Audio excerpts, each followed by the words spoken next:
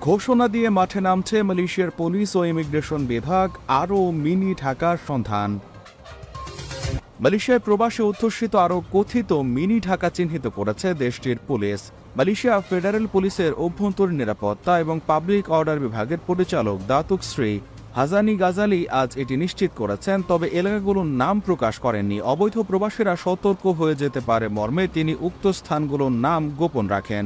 এ সময় তিনি বলেন, আমরা অবৈধ অভিবাসীদের অন্যান্য হটস্পট এবং কথিত মিনি ঢাকা চিহ্নিত করেছি এবং শীঘ্রই এই জায়গাগুলোতে অভিযান চালাবো, তবে আমি গোপনীয়তার কারণে অবস্থানগুলো এখনই প্রকাশ করতে পারছি না। এই মুহূর্তে বন্যার কারণে জোহর এবং পাহাংয়ের মতো কয়েকটি রাজ্যে আমাদের কার্যক্রম স্থগিত রাখতে হচ্ছে। অন্যান্য রাজ্যে যেমন কেলান্তান সহ বাকি রাজ্যগুলোতে অভিযান অব্যাহত থাকবে। গাজালি বলেন, পুলিশ কেলান্তান সহ সারা দেশে অবৈধ অভিবাসীদের গ্রেপ্তারের প্রচেষ্টা জোরদার করছে। তিনি জানান, অভিযানগুলো দিনে এবং রাতে উভয় সময়ে নিয়মিত পরিচালিত হচ্ছে।